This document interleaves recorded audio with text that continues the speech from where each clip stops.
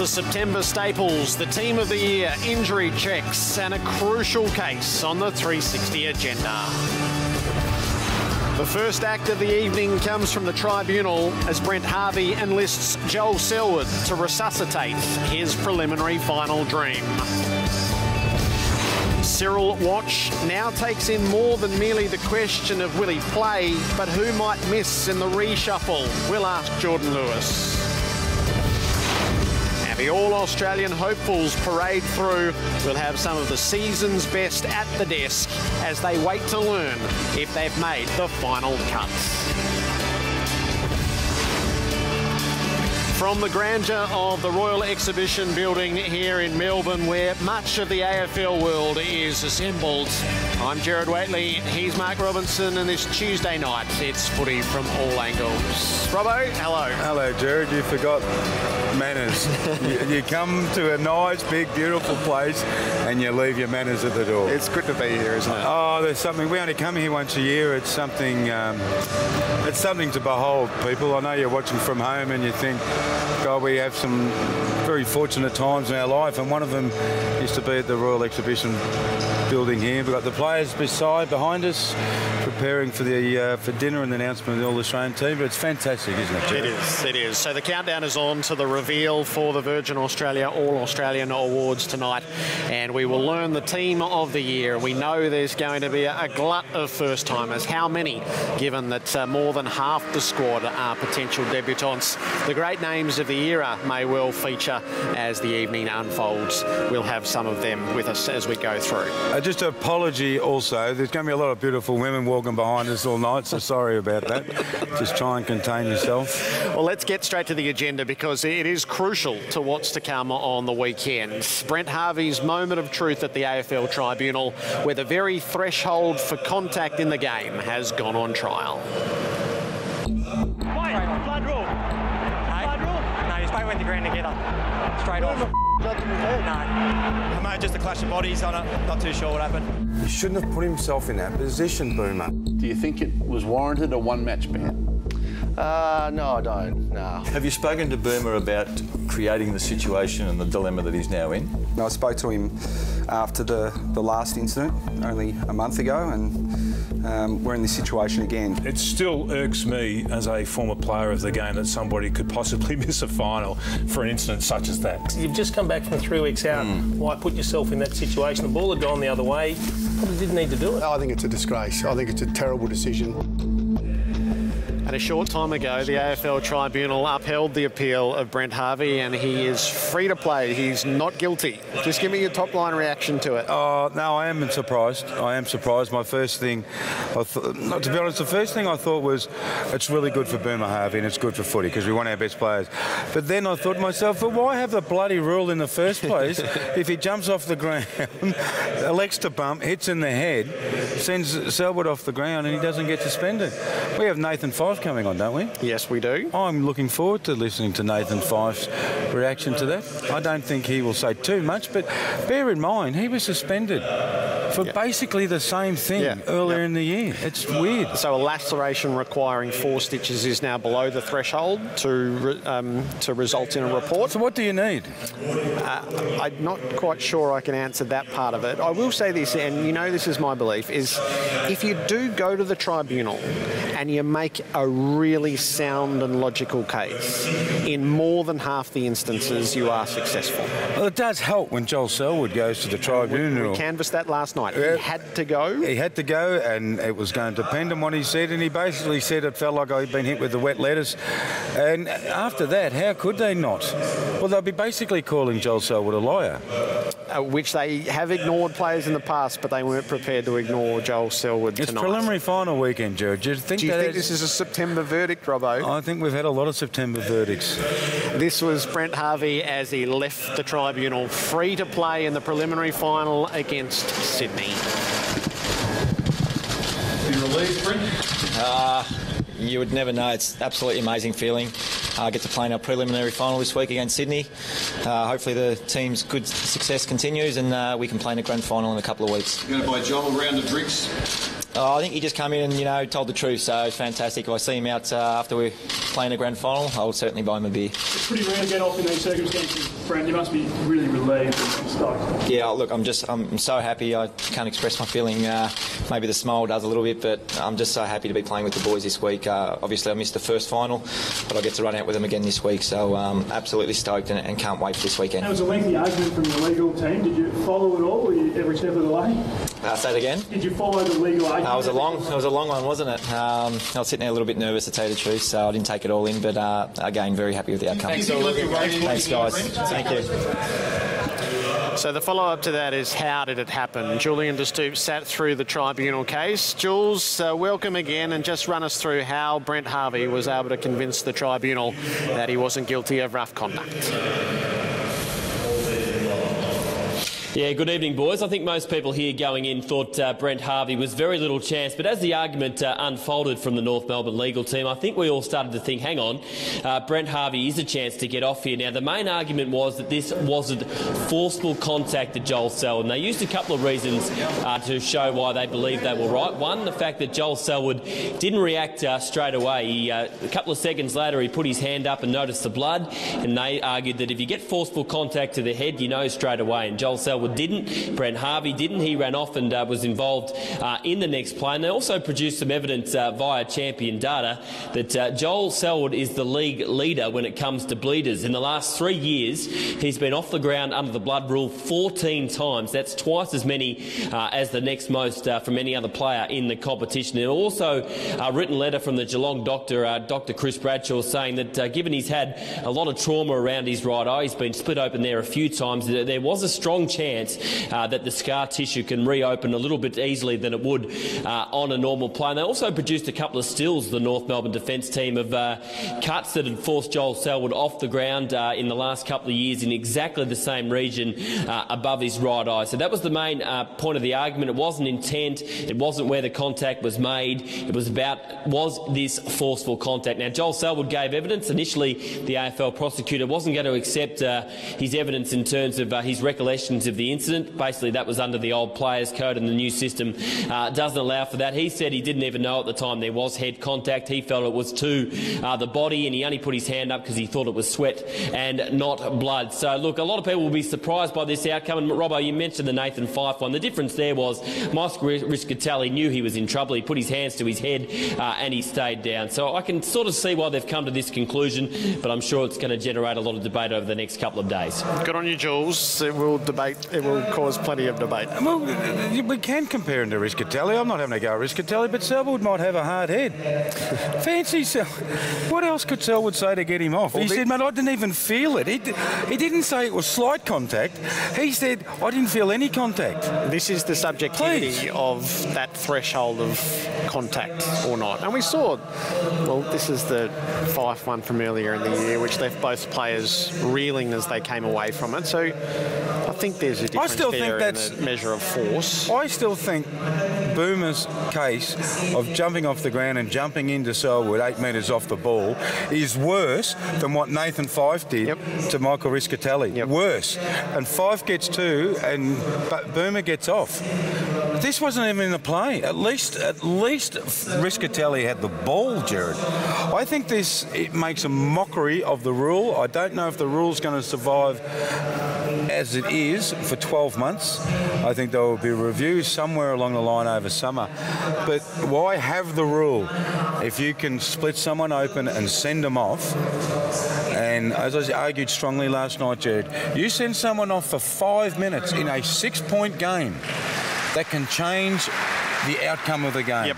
It was a legal hit, and he's got off. I always thought that Chris Judd's elbow into Matthew Pavlich's face, which left him with staples, which came back as insufficient contact, was a rogue verdict, which resulted in a Judd promo. But tonight, you just have to say it's a pattern of behaviour. It is good news for North Melbourne. That much is not up for debate. The chairman, James Brayshaw, as he entered the building here tonight, spoke with our producer, Tim Hodges. James, tonight's news, you must be elated. Yeah, we are. We are, obviously. I mean, Boomer's an enormously important player to us.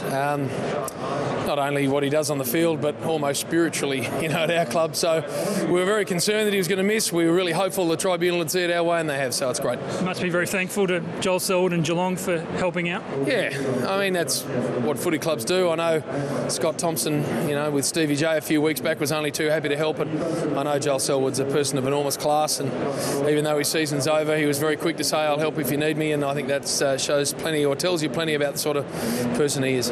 This gives your team enormous momentum. You had plenty beforehand heading into Friday. This is massive. Oh, look, you're going into enemy territory against an unbelievably good side. You need everything going for you. So, we were going to have 22 fit and ready players anyway, but having a little champ out there is going to be great. And finally, could you believe it when the phone call came through that he was off? No, I must admit I was on my way here, and our head of media, Heath O'Loughlin, texted me through that he was not guilty, and it's just fantastic. I mean, I always believe this, whether it's North Melbourne or any other club, you want the champions playing in finals. That's what our game's all about, so we're really pleased.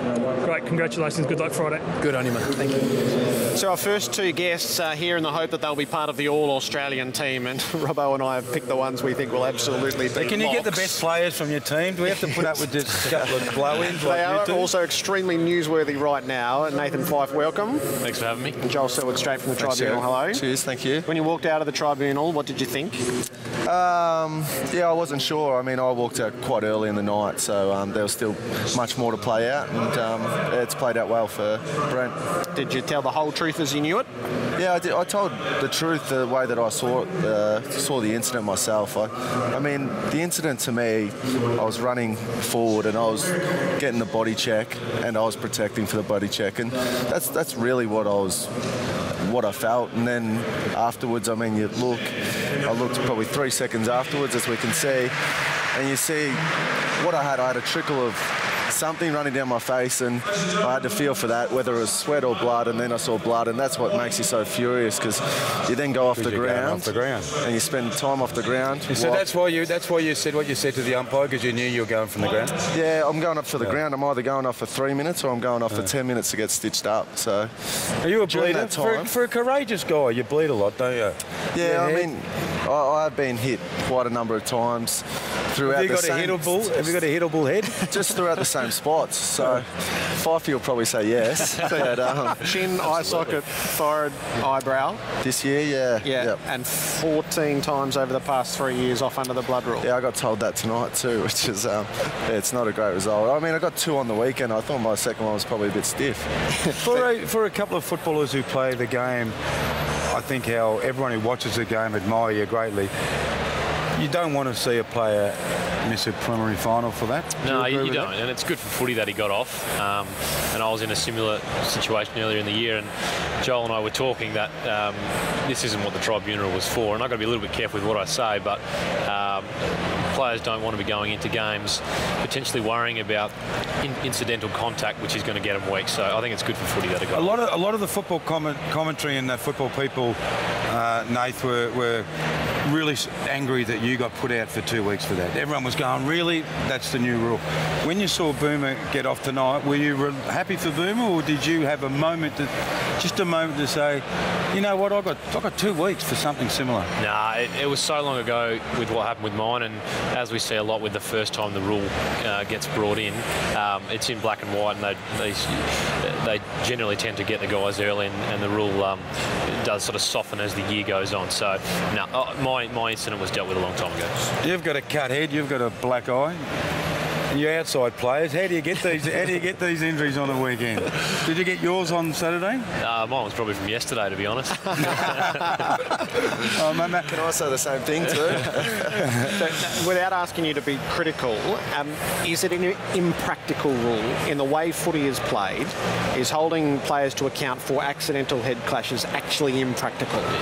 And again, I've got to be really careful with what I say, but particularly the bigger, taller midfielders like myself who are quite clumsy, there's going to be a lot of incidental contact when players are going for the ball, and I just think it's just hard to hold players to an account as high as what they're starting to hold players to. Is it impractical? Yeah, I agree with Nate too. I mean, we had Joel Corey for a number of years, and he's one bloke that you actually didn't want to train with because his elbows and everything like that, everything was so strong about him. And he didn't mean it a lot of the times, but you would come off and you would go, geez, I'm sore from that, and just through not meaning it. When you lose a game of football and you're both out, how long does it take you to get back to normal living, normal thinking? Are you still stewing about it? Or because it's over and you're on holidays, I'll park that and we'll deal with it another time? What's your thoughts now on the weekend? You still stew over it, and it comes and goes in different waves. And to go out in straight sets, and I'm sure Joel's the same, it was a bitter way to finish off what was such a quality year. But our group are really confident in what we're building, not just for this year, not just for next year, but for years to come. And it won't be until that ball's bounced again in the first game of next year where we get that opportunity to gear up and have another crack. Does that annoy you? Because I've heard it already, and Ross Lyon, I thought Ross and I thought Chris spoke brilliantly, both coaches, after the game. Ross was saying, hey, we're not going anywhere. That's the assumption when you look at Pav's Age and Sanderlands and McFarlane, that this club is going through a bit of a transition. But I look at the squad and I think I don't see that. They need to find some players, but the core of the players is still pretty young. Yeah, and we spoke about it the other day. I think once you remove some of those senior guys, Pav, Aaron, Luke McFarlane, Michael Johnson, we've got quite a young list, and a lot of guys that have played between that 50 and 100 game mark. So we're really excited with where we're at as a club. Have you parked the loss yet, or are you still sort of in the midst of whatever the grief is around it? Yeah, no, I'm still stewing too. I mean, we'll watch the footy this weekend and then we'll watch it the weekend after. And I mean, I've been a part of it on a number of occasions too, and you just know what the moment's about. You know what the whole year's been about, and you got so close again. Like Nathan said, we had 2 chances at it, and we just weren't playing our best footy. And I'm talking Geelong here, not we, but yeah, we weren't playing our best footy at the right time, and that's disappointing. You were angry on Saturday night, throughout the night, after the game, even the next day when, and great for you to talk to the media, but I looked at you and I'm thinking, he's a guy seriously angry, disappointed? Nah, gutted. I would say gutted more than anything, yeah. I mean, just because you invest so much in it before, and that's what I was saying. You go off the ground for 10 minutes, you're not taking part in the game, you're hurting your team. Like, that's just the emotions that you go through as a footballer. Have you had your best season, Matt? I think so. Certainly most consistent season. Yep. Where does MVP already? Yeah. I mean, this is your first chance. We expect you to be All-Australian. We cross our fingers for you. Yeah, I've had a couple of bites at it and haven't quite cracked it. But again, there's so many great midfielders this year who've had great seasons, and there's going to be certainly some unlucky people. Who did you vote for, Joel, in the MVP? Yeah, I can't really remember. Just say Nathan, because he's sitting in Ablett. I think I gave some votes to Gary. Robbie Gray, who's a personal favourite of mine. And he's probably going to be a first-time All-Australian. That's the beauty of tonight. How many times have you been All-Australian? I've been All-Australian 3 times. We're going to have, I reckon, at least, I would think, 8, 9 first-time All-Australians. Can you remember your first one? How excited? What was the honour like your first time you got it? Oh, I mean, it's a huge honour. I mean, I was lucky to be a part of a great side that were able to help me through that time, and you're forever grateful to your teammates for giving yourself that opportunity. I mean, I've been in a side that's won a lot of games, which obviously you're a side that gets looked at a lot. So it's not just about yourself. You appreciate the rest. Anyway. We should have a 30-second debate, shouldn't we? On? Who wants James Frawley more? As soon as you both sitting here, would James Frawley be a good addition? We'll have him. You'll have him? Who's prepared to give up $50,000 of their salary for James Frawley? Docker's in late play for Frawley. What could he do for Fremantle, do you think, Matt? Yeah, well, this media is all new to me because I've sort of stayed away from it since we lost the game. You've been busy, haven't you? I've been preoccupied a little bit. Obviously, a quality player who could really strengthen up an already pretty quality defence that we've got. So, again, I don't sit on list management, so I don't have much to do with that. Well, the captain does. Have you been consulted? You've been consulted. Been consulted, yeah. And you went, yep. Yeah, absolutely. I like James the person. I like James the footballer, and I can see him fitting into our side and making us a more flexible side. And I hope he really does come, because I think that it'll be a really good fit. Good luck for tonight. You'll both be good fits in the All-Australian team if that's the way it falls. Thanks for coming on. Thank you. Okay, we welcome to AFL 360 tonight one of our players, Bob Murphy, who we've put on double duty. We just want to see if he's got a little bit of red carpet reporter in him. Bobby. Thanks. Thank you. And I'm here with Gary Ablett. Gary, it's early in the awards season. How are you holding up so far? I'm feeling great. I've had 7 weeks off now. I always love coming back to Melbourne and spending time with family and friends. And it's another great night where you can come along, you can have a quiet beer with the boys, and just reminisce on the season that was. Are you one to look back on the season and think about all that's happened? You've obviously had another great year, and so many great players here tonight. How do you feel about the year and all in all? Yeah, no doubt. I mean, I like to look back on a season, and I think from a team side of things, we played really good football for the first 16, 17 rounds and let ourselves down after that. But we'll take a lot away from that. We'll make sure we jump into another big pre-season and hopefully come out and play some finals footy next year. And obviously, your first 3 quarters of the year was scintillating and some of your best form of your whole career, and then unfortunately hurt yourself. How's the shoulder feeling? Shoulder's feeling all right. I'm 10 weeks post surgery now, and I'm just doing everything I possibly can, to get back as quickly as I can. But it's a slow process. It takes its time, and the surgeons told me I'll be ready by day 1 pre-season. So I'm happy with that news. It's great for everyone and all football fans. Congratulations on a great year, mate. I think it'll be another big night for you tonight. Thank you very much. Thanks, mate. We're playing favourites tonight, Bobby. Bob and Gaz. Joel and Matt. I thought he was George Negus then, Bob. Didn't he? Go get some humour into the questions. All right, the other key story tonight centres on Paddy Ryder. And the queue is growing, but the Lions still hold some sort of sway. Where is Paddy Ryder tonight, Robbo? Paddy Ryder tonight, Jarryd, is in Brisbane. He's meeting up with the Brisbane Lions, but it's not necessarily in Brisbane to meet the Brisbane Lions. He's getting married in Brisbane in a couple of weeks' time, so the whole family's gone up there to suss out some venues and events and food and drinks and music and all that sort of stuff. It's best foot forward time for Lions? They have to put their best foot forward now? They will be putting their best foot forward tonight, but I've got a sneaking suspicion that the Lions might not be the number 1 club. Who is the number 1 club? That might be Port Adelaide. Angus Monfries is very, very good friends with Patrick Ryder. I think he's been in contact with Ryder. Port have upped the ante, very much so. So if I was running a book right now, I would say Essendon is still favourite. I would. And then I'd say Port Adelaide might be here, the next best destination from Brisbane and GWS. Patrick Ryder, this is a real strange one, and people take me how you want to take it, but Essendon people and Essendon players are being told by Patrick Ryder that he wants to stay at Essendon. His management is saying otherwise. I don't know what the truth is. I'm not saying one's lying or not. It's very grey. Brisbane are a little bit confused. Port Adelaide might be rubbing their hands together, but Essendon, as of tonight, remain, I wouldn't say very confident, they remain confident that Patrick Ryder, because they're only believing, Jarryd, what he's telling them. Yep. You take on face value. I've always told you there's so much lies in football, and Journo's problem in footy is you get lied to and you believe it, because you believe what people say. Patrick Ryder has told Essendon and Essendon players he wants to stay at Essendon. Okay. So what is Essendon supposed to think? So just a quick recap where Bomber left us last night. Do you think he'll stay, or is it still up in the air? Still up in the air. Is it really? And how concerning is that to have the season over and one of your key players' future at the club still up in the air?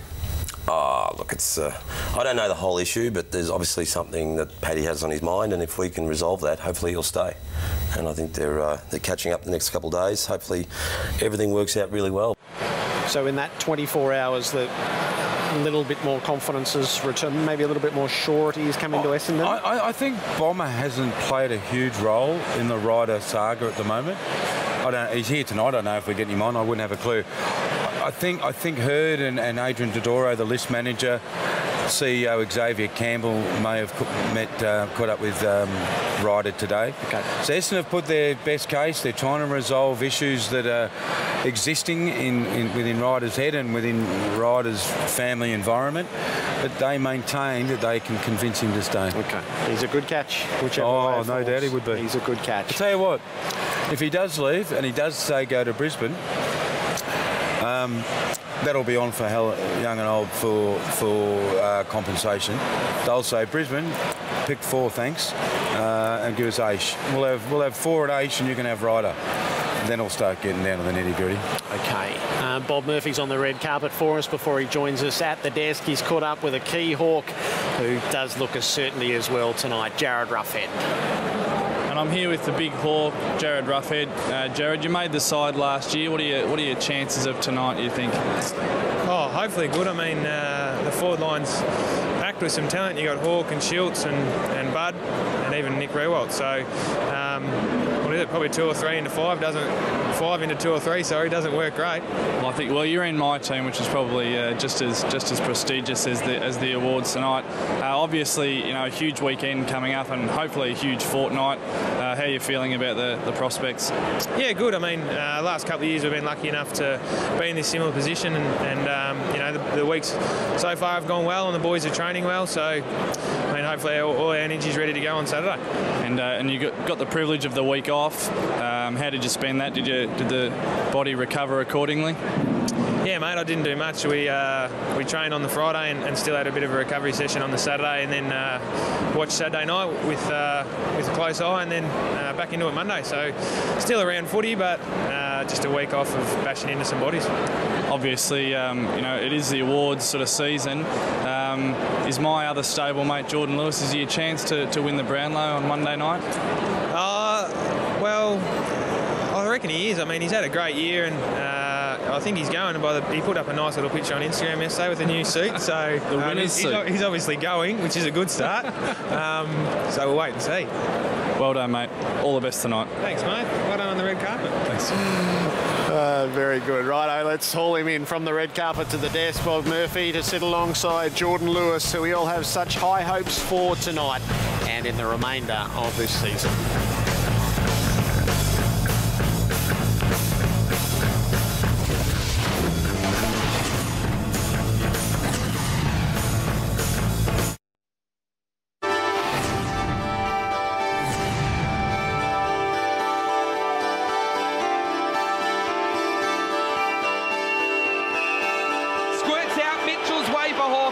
He's well tackled by Guthrie. Lewis through the traffic. Lewis for goal. Lewis gets the goal. I suppose when you get to a club and anyone in life, no matter whether it be football or life in general, you look back on your life and go, maybe I would have changed a few things along the way, but it's not until you grow up and you become a little bit wiser that you understand that maybe the way you're going about things isn't the right way, and I did that as probably a 26-year-old. Some people don't do it until they're 40, so I'm glad In real life? Yeah, I know. Yeah, I'm glad I've changed quite early. Jarryd. He's had a season, Lewis. He will be All-Australian. He'll be, I reckon, their best and fairest, and he'll possibly be a Brownlow medalist. It probably would have happened anyway, but we're claiming it as the 360 effect. Oh, no doubt. We are here to bask in the reflected glory tonight of Jordan Lewis, who we have everything crossed for that is going to be All-Australian. He's our horse. He's our horse. He's all about. He's our horse. Bob Murphy, welcome. Jordan Lewis, good luck for the night. Yeah, it's an exciting night, I suppose. You know, if maybe you get acknowledged by the external media as being one of the 22 is certainly an honour. You said to us the other week, wow, we've got bigger fish to fry, and you have. Yep. Now that you're here and you've seen your peers here, have you got a few butterflies or not? No, I don't get nervous at all. I think you come up against these guys each week, so there's and you come to functions like this, not on a weekly basis, but certainly throughout the year. So half of them have probably punched you this year. Yeah, probably, and I've probably given a few back. No doubt. Yeah, it's certainly a good occasion and something that obviously I haven't been a part of, but yeah, it's nice to be here, and unfortunately we can't enjoy everything that's put on offer. How was your red carpet form? I'd say good to fair. I think it was got a good jowl for it, I reckon, when you asked the question. Yeah, right. I had a bit of a crash course in how to do it, but I think I had some great interview subjects, so I think they saved the day. Good. The topical issue tonight is Boomer Harvey getting off his suspension. So have a look at this together and tell us how we feel. How you feel as players that this is below the threshold required to be a reportable incident. Jordan?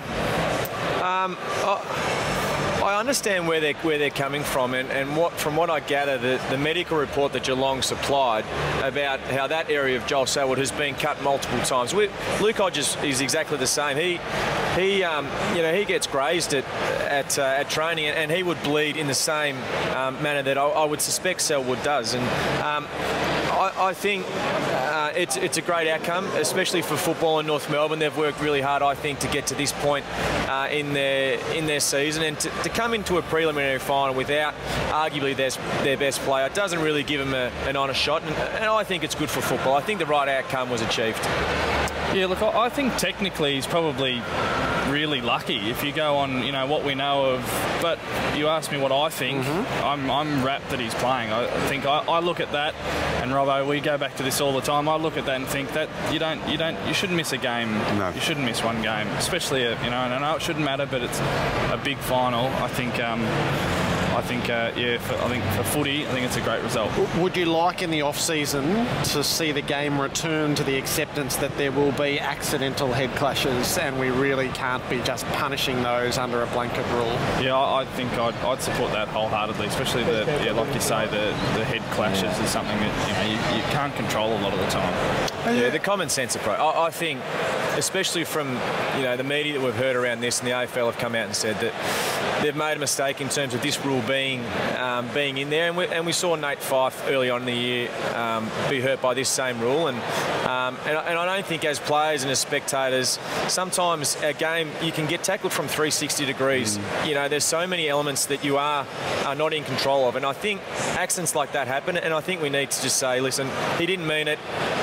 Nothing should be done of it. You don't deserve to miss a game, let alone a prelim final. Are you bored about us talking about Cyril Rioli, or do you accept because it's Cyril, there's so much interest in his availability? I think you've got to accept it, but from what we worry about as players is we give the same answer, and there is no new developing story out of it. So, and I know you guys have got to ask the question, but I feel a little bit boring in terms of giving the same response, but it's exactly that. So what if we framed it, what do you think?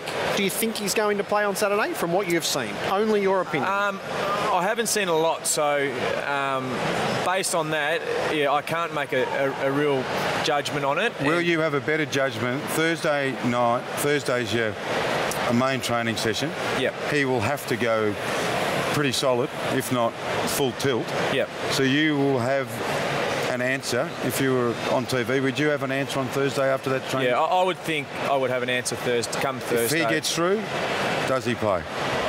I would think so. But in saying that, I think with injuries like that, you can feel okay out on the ground, but it's the next day when you come to training where you can feel that tightness, that stiffness, that soreness, and I think that's when they'll have to make that decision. So he's actually got several more layers to go. He's got to train, he's got to recover, and then go and report to the club again. They'll assess him again. Yep. And then it'll be it's going to be Friday night before it's decided. And I don't think with the medical staff these days, it's not just as simple as going out, doing one or two drills, saying you're okay. He needs to be tested, and he may have been tested a little bit on Tuesday, but then it's about backing up, because we understand from Thursday to Saturday, it's not a long time to recover. So if he pulls up well the next day, well, then clearly he might be okay to play. Robbo, the public message changed just a fraction today. Yesterday was bullish, today was much more in the 50-50 camp, in what looked like a very deliberate... this is how we want to sit I haven't been around today. I'm telling you, it did. Yeah, I believe it. Don't have to talk to me in that tone of voice. I believe it. I believe it, mate. Is Rioli one of those players who you would take a punt with in a preliminary final? If you had your hand on the wheel, how do you think you would view Rioli? If I was a coach, if I was Alistair Clarkson, I had Cyril Rioli at my disposal, you'd bend the rules, to get him in, because as an opposition player, he's just such a force, offensively and defensively. He throws the unexpected in, and I think he whilst he's unexpected to the opposition, he just slots into these guys because he played with them for so long. I tell you what I have learnt: if he doesn't play this weekend and Hawthorn get through, he will play grand final day. That's my information. Okay. Yeah, I think as we feel as players, we're not. Yeah, he's a great player and he's one of the most exciting players in the competition, but we're not crying out for him. We're not. No, you've done relatively good. Yeah, we've got small forwards that are pretty dangerous. You know, Piopolo and Bruce and these sort of guys who can really hold their own. So if he does come in, bonus. If he doesn't, it's just business as usual. Play him in a back pocket. Just set the game alight from down there. If he comes in, someone has to go out. Did you read Robbo's piece today? Yeah, I did, and he makes a fair point. There's obviously, come this time of the year, there are going to be players who are on the bubble, you know, and Cyril being such a good player, if he does come in, I think with our side you can move around players, so it's not as set in stone who goes out of the side, but there's certainly some guys that will fall out of the side. I think Jarryd, who's come into the side, I thought he played his best game for Hawthorn in the first final. He was magnificent. He was courageous. His second efforts were great. Porter got those mosquitoes everywhere. They need the small defenders to get them, Bob, because you've got to have pace to go with pace of mind and pace of body to go with Need and Wingard and Gray, so they're going to have to go small. So I can't see any change to the Hawthorn back six. So it just come down to our great mate Brad Sewell and Jonathan Simpkin, who has been an ideal, perfect sub. Hawthorn, he comes onto the ground. He just ball hogs. He does. He changes games, so it's going to be a really interesting decision. Could you imagine Sully being left out of a preliminary final? I mean, I can't imagine it, but I don't know Hawthorn intimately. You know, obviously not nearly as well as what Jordan would, and you guys probably watch them more. But this kind of footy just suits the game the game he plays, and the stats back that up. And we know, his record in finals. But I think he's shown, even this year, I think when he's been in, he's shown what a quality player he finals. still is. Everyone's listening to you and looking at you, Bob, saying stuff like, well, what would you know? You haven't played finals you've played preliminary finals before for the Western Bulldogs. Every week, it just goes and goes and it gets hotter and hotter and hotter. To think that Sewell wouldn't be there for a red-hot, hostile environment as a preliminary final makes you think to yourself, that is a ludicrous decision. I just think about the ball bouncing on Saturday evening when it's absolutely at fever pitch, and just think I would expect to see Sewell under the ball, fighting under the ball, and then trying. Unfortunately, Will Langford's a player who's come into the midfield and more than held his own. He's had a super year. He's had a really solid year. Which is sort of, because of the three hamstrings with Sully, it squeezed him out a little bit. He's had a gun year. Hodgie's back into the midfield. Mitchell's in there. Hill and Smith are on the wings. Shields is an out-and-out midfielder. He's just been squeezed a bit, but I really liked him as a hard-working forward last week, Sully, before he went off in the third quarter. Yeah, 6 tackles, I think, late in the defensive side. Yeah, and I think he's admitted that this year, that he's probably been pigeonholed to midfield. But what we did see last game was him going forward and having some sort of impact. He was creative. In the forward line, which was good. Which is what you need from, I would suppose, midfield forwards these days. Did you watch Port Adelaide live? Not live. I watched it on TV. I did. Did you watch as it was unfolding? Yeah. What did you think as you were watching the game? I suppose it was funny because both sides had opportunities early, and both sides probably didn't capitalise as well as they would have liked early on. Now that's finals. That's the pressure of the game, and I suppose it's the team who settles early that gets that real scoreboard ascendancy, I suppose. And it was a fierce contest. They've obviously got some strengths in terms of their midfielders and their forwards, I think, who are quite dangerous and can change games. So you can never relax. So it poses a big threat to us. Do you think they'll put work into? I want to ask you. I think his best game for the year was that against Port Adelaide over there? Yep, Saturday night. Yeah, you got everyone beaten. Missing. Yeah, we got beaten. You got beaten, and you were clear. It was clear. Yep. Can you remember the game? Remember that one? So when you from an opposition point of view, when they come up against Hawthorn again, does Ken Hinkley say, you know what, that game, Lewis absolutely got off the chain. Let's do something about that, or is that forgotten and it's new day, new tactics? I think that meeting itself would have to take hours. That's the thing with Hawthorn. That's the thing when you get to this stage of the season. Yeah. Who do you stop? Of course you got to, but then you've got to say, okay, well Mitchell's, he's just an absolute superstar. But then you got Hill and Smith. Very good. Isaac Smith can run. As these finals play, there might be a tag player, but really there's 18 17 tag players all the over accountability, the ground. It's got to be you so spoke accountable. about that. The space between players and the space of how much time you've got with the ball just plummets this time of year. Is it enlivening to have fresh blood in the last 4 to get North Melbourne and Port Adelaide in? Yeah, I think more so than I thought, actually. I mean, I thought it was pretty open, but I think there was a little bit of, we kind of expected the 4 to remain. Look at this! Look at these highlights. It was an incredible weekend of footy. I went and saw the Kangaroos live and got caught up in that and the great game of footy, and then saw the Saturday night game, and that's one of the best games of footy I've ever seen. That was something else. So I think I wanted last year's final series to drag the game out of the sort of mud, and I think we've had to wait this year. I think it's been something else so far. National Geographic have rang. They've seen the red carpet interviews. They want to have a look at you. They've seen you on the road, maybe a bit of Africa. Okay, we can do it together. The subcontinent. We could do it together. Yeah, that'd be nice. Preliminary finals, slightly odd games, Jordan. There's something about them that's removed from grand finals, and it's absolutely removed from everything that leads up. Do you have them marked in your mind as distinct matches? Yeah, I think so. I think historically they're probably the better games to watch. I think grand finals are more tactical, whereas I think prelim final there is a spot in the grand final, so players will do absolutely everything that's required. The crowd does absolutely everything, mate. Can you feel it? Yeah, and I think with a grand final, what you get is you get a lot of mutual supporters. But whereas a prelim final, there are Port Adelaide supporters and there are Hawthorn supporters, and they want to see their team make the grand final. It's all in. It's electric. It really is. It's the game, bar the grand final, that you want to play, and there's no sure thing. Good luck for the night. Good luck Saturday. Will he be in the grand final, do you reckon? I think he'll be in the grand final. I think they'll slot in. All right, enjoy the night. You can go to your table and join your wife now. Your duty for us has been excellent. A couple of the other prospects for All Australian about to join us. Daniel Talia and Tom Rockcliffe, 2 that we've taken an interest in along the way, that we also have our hopes for tonight.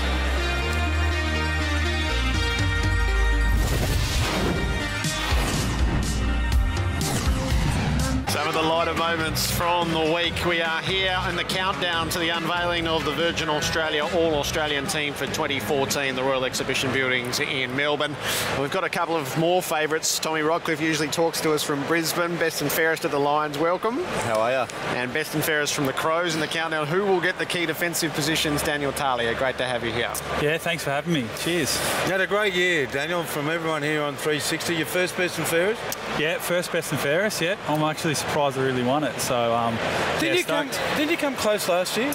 Yeah, I come third last year, yeah, but I never thought I'd win one being a key defender, so yeah. Are you in line? Who are you up against? I looked at the All-Australian squad of 6 tall defenders, and if you get a gig tonight, mate, I reckon you've earned it. Yeah, there's 6, yes, obviously 6 key defenders. There's Rance, Mackenzie, myself, Hooker Taylor, and the 2 Geelong boys. Yeah, Lonergan, so another Assumption boy. What would you say of your year, if you were marking yourself? Oh, I thought I had a pretty consistent year. The defensive side of my game's pretty good. I'm always trying to improve the attacking side and trying to get a bit more of the ball, but I was definitely more consistent than my last couple of years, yeah. What do you have to do to get more offensive? Because the game is going that way, isn't it? That drive and jump in, Tommy. The drive from half back and from the key defenders is becoming really, really important. What do you have to do to work on that? I think I just need to read the game a bit better.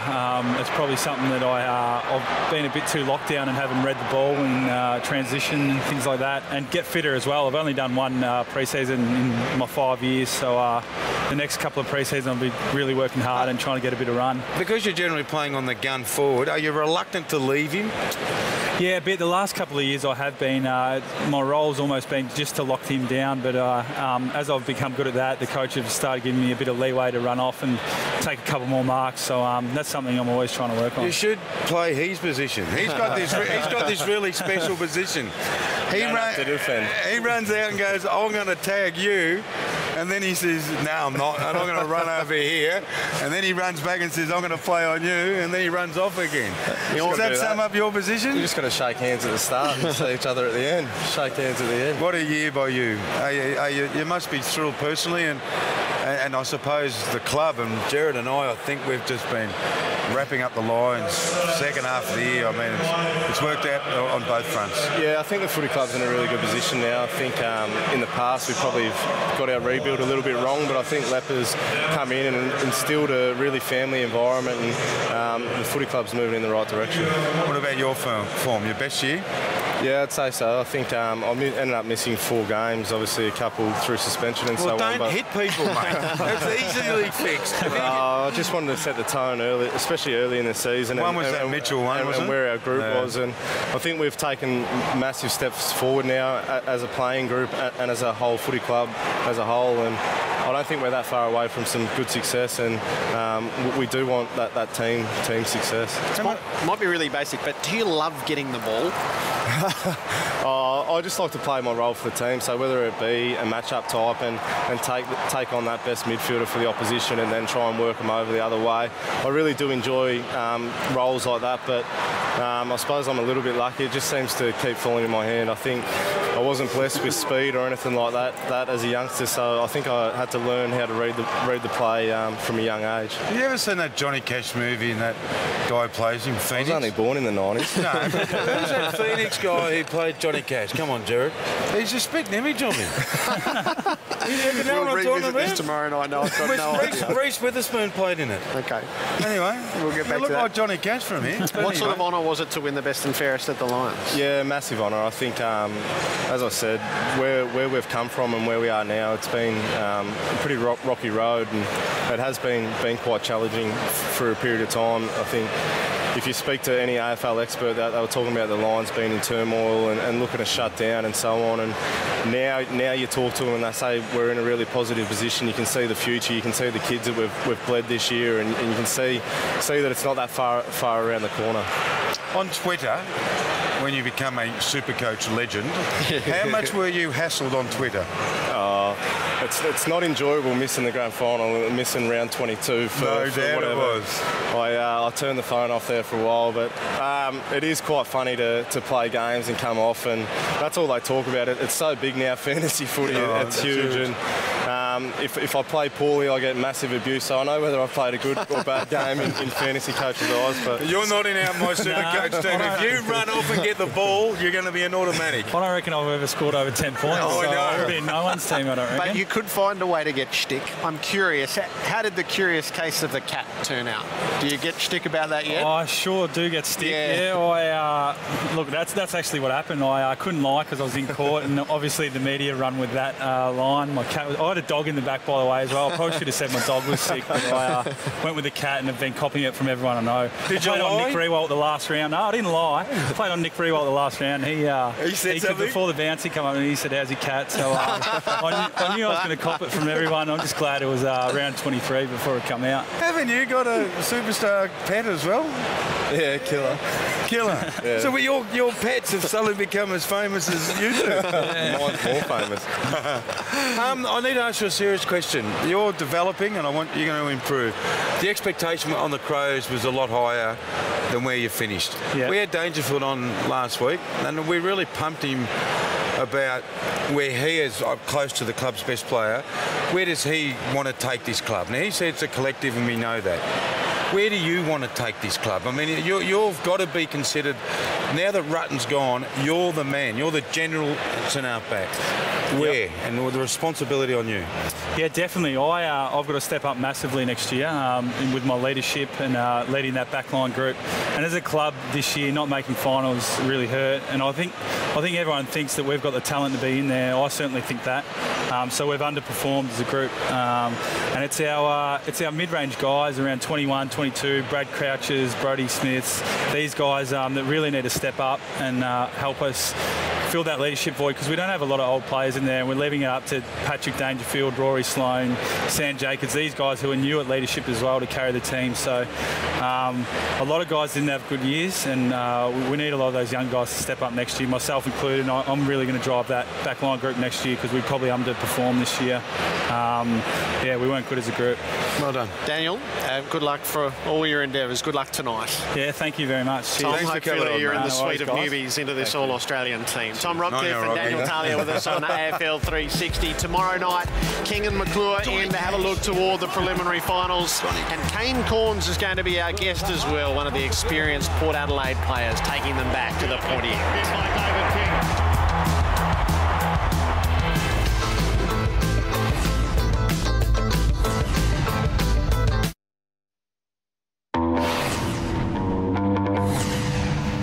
The Virgin Australia Film Festival is coming to a close. Voting finishes on Thursday, so the best of the short films put forward by the AFL clubs for you to judge. The virginaustralian.com.au/film festival. Last chance to vote to see which club walks away with the honours, sweeping the pool as they've turned their attention toward film and amused us all. Robbo, we close 360. The main festivities of the night, the unveiling of the All-Australian team with Jarryd Roughead.